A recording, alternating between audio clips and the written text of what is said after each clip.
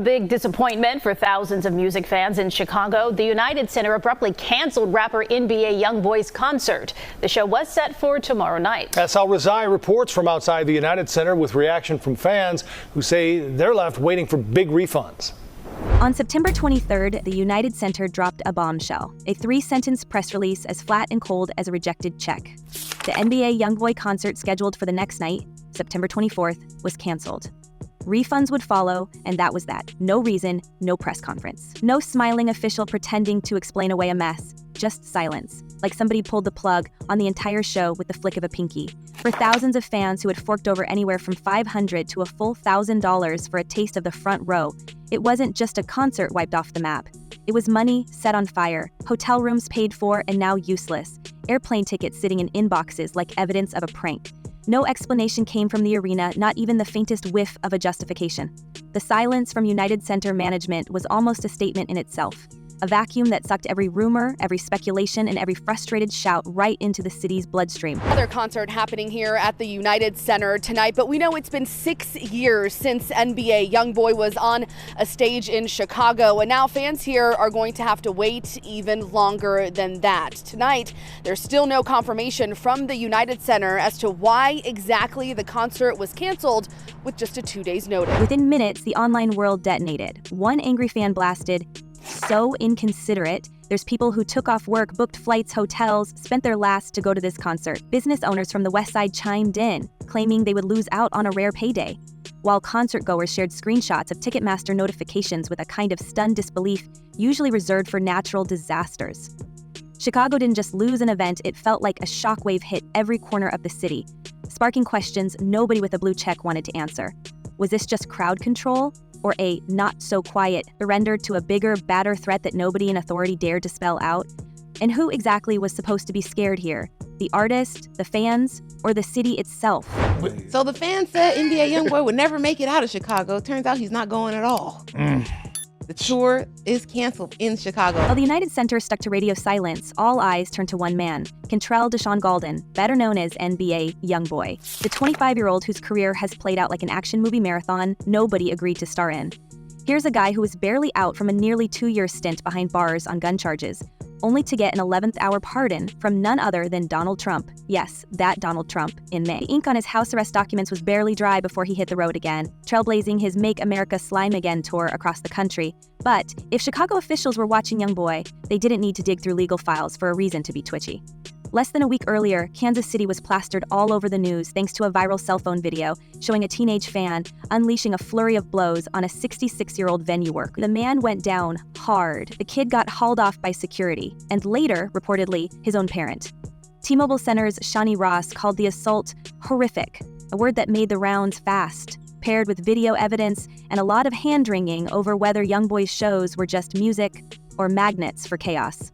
So there is a video circulating from an NBA YoungBoy concert that went down in Kansas City. Now, NBA YoungBoy's concert or tour has been happening for some time. It's been going viral because the crowd, the NBA YoungBoy fans go hard for him. But at this specific concert in Kansas City, at the T-Mobile Arena, there was an elderly man in the video that is seen being attacked by a younger guy, like a really younger guy. Elderly man was at the show? Or was he working? Those weren't isolated flukes either.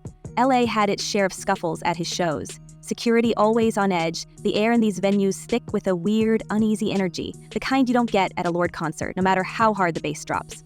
So, when Chicago's United Center announced, just days before the plug was pulled, that no bags of any kind would be allowed, not even clear purses, not even for grandmas, it wasn't hard to see the writing on the wall. You can't exactly pat down a whole city for tension, but you can make the barriers a little higher when you feel the storm coming. They'll pop it real heavy and they heavily secure, bro. That's why I think it's more so the venue and not YoungBoy saying he's not gonna perform. It's like the venue saying, for we sure. just saw what happened at Crypto. Y'all, you won't do it here. But that's what's baffling to me, though, is like the venue saying that we don't feel like we could protect people in this environment, that we can make sure that no weapons get in and stuff like that. And make no mistake, the Thunder had a name. The last time YoungBoy even thought about setting foot in Chicago, it was 5 years and a whole lifetime of beefs ago. The city's rap scene is a minefield of ancient grudges and fresh wounds, and nobody embodies that more than the King Von tragedy. November 2020, Atlanta. outside a club, fists flying, guns flashing, and by the end of the night, King Von Dirk's protege, O Block's rising star, was gone. The shooter, allegedly an associate of Quando Rondo, a name closely tied to YoungBoy. What followed was not just a beef, but an all-out Cold War set to a soundtrack of diss tracks. Lil Durk's "Ah Ha Ha" was a not-so-thinly veiled warning. YoungBoy answered with, "I hate YoungBoy," name-dropping Von, taking jabs at Dirk, at India, at basically anyone not on his payroll. It was a war of words that always had a body count in the background. A lot of Chicago artists can't perform in Chicago right now because of that girl's album release. Almost party. all of them. And that's that's the standpoint I was looking from it too. I was like, when I first heard about it, I'm like, I'm already knowing like why B ain't backed out of it, but just like for safety reasons. Or the United Center, the very same arena that had to shut down a Lil Durk concert in 2023 after a false shooting scare. This wasn't just another Wednesday night gig.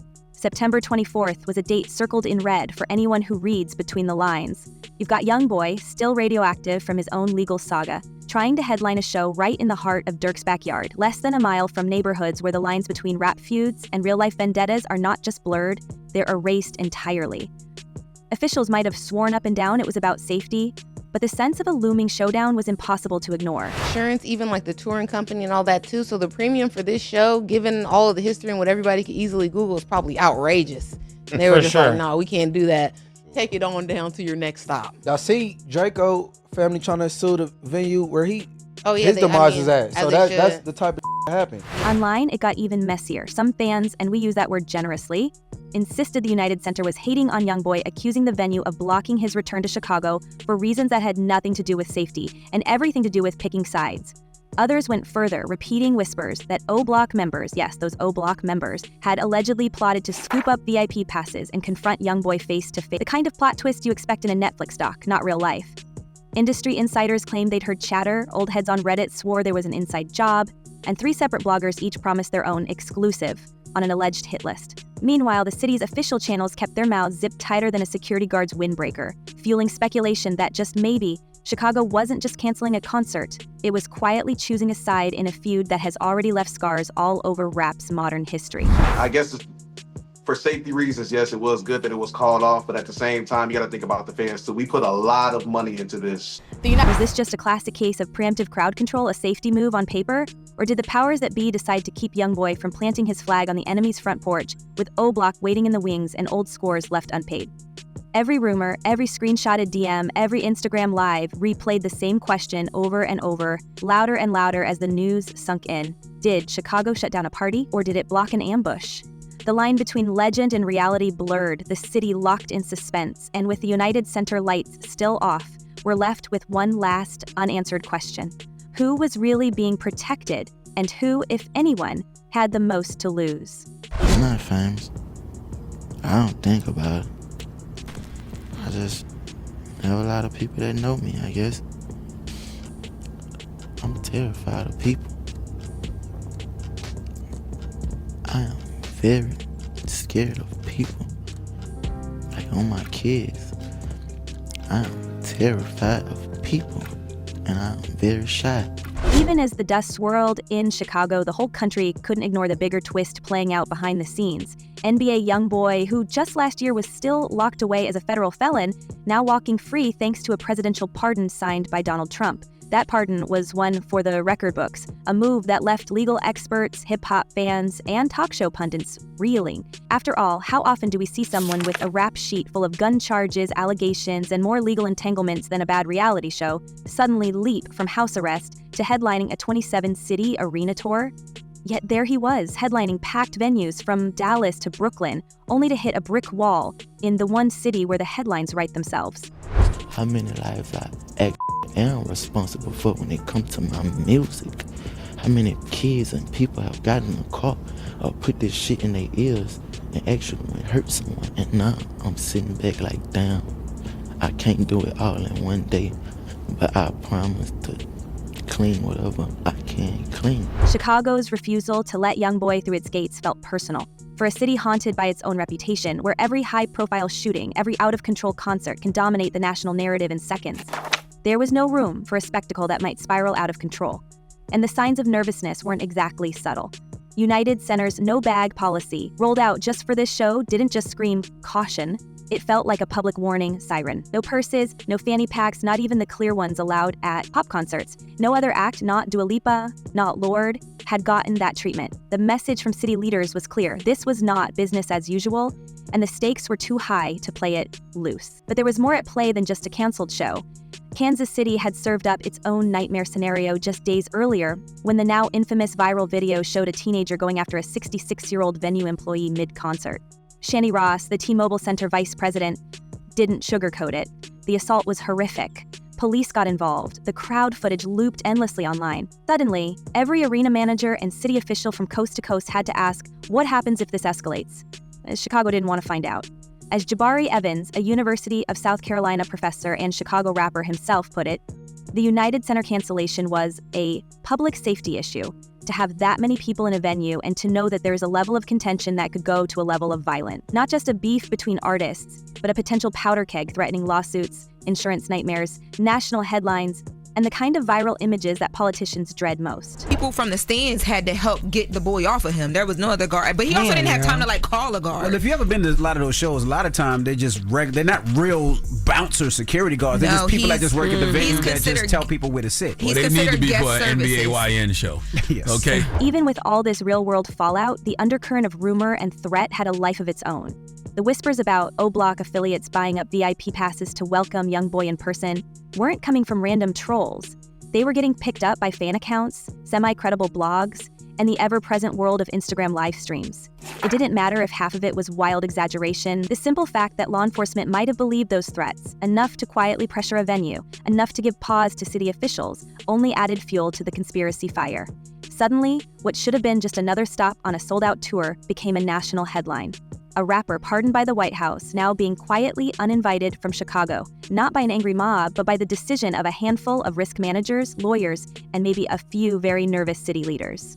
With all eyes glued to the high-stakes drama between rappers, it's easy to overlook the real-world collateral that piles up far from the headlines. This cancellation wasn't just a test of egos or a scramble for safety. It was a gut punch to fans, who shelled out $500 to $1,000 for front row seats, many of whom had already dropped cash on flights, hotels, and rideshares. The receipts stretched from Wisconsin to Detroit and beyond. A silent chain of economic pain triggered by the decision to close the doors. For so many, this show wasn't just a night out, it was a planned escape, a rare chance to see their favorite artist, and suddenly every dollar spent turned to dust. I was flooded with millions of dollars from the time I was 16 all the way to this point in my life. And I woke up one morning and I was like, damn, they got me. Man, look at the shit I spoke about, look at the shit I put in these people's ears. The local businesses that had banked on the surge, corner bars, late nights food joints, merch shops, even parking lot hustlers were left with empty registers and spoiled expectations. Hotel lobbies that should have been packed with buzzing fans instead sat quiet, their bookings voided, their profits vaporized in the blink of a press release. Even rideshare drivers and street vendors, always ready to cash in on arena crowds, watched the streets go empty. The promise of extra tips and busy shifts stolen by a feud they had nothing to do with. The narrative moved from the main stage to the margins, revealing that the real casualties weren't always the famous, but the folks who depended on these events just to pay rent. Widen the lens, and what looks like a private battle between chart-topping rivals reveals itself as a slow bleed on whole neighborhoods. Every rap feud that escalates from track to street doesn't just draw security and police, it drains local economies. The constant cycle of canceled shows, increased insurance premiums, and lost bookings creates a climate of instability that keeps other promoters, artists, and businesses on edge. Suddenly, the cost of beef isn't measured just in headlines or legal bills, but in abandoned storefronts and empty plates at the kitchen table. The impact ripples far beyond the fans chanting lyrics. It slaps every person whose livelihood is tied to the energy and excitement a packed arena brings. NBA YoungBoy's had a string of successful sold out arenas or whatever he's doing, and I haven't heard about nothing at all. No incidents. This is the first incident I've heard about. Yes, and that's what I mean by the energy is insane, but I haven't heard of incidents at all. But yeah, they are young. I actually we were talking about it. I want to go to the concert, but the fans too are left with more than disappointment. They're left with bills. Some wait weeks for partial refunds from ticket vendors, while others fight with third-party resellers and airlines for even a fraction of their money back. For those who spent their last on tickets or took off work for the concert, the letdown is more than emotional. It's a tangible loss that won't get covered by any insurance policy or viral post. But these are the unseen wounds of high-profile beefs, the sort that don't get tagged in Instagram stories but leave scars all the same.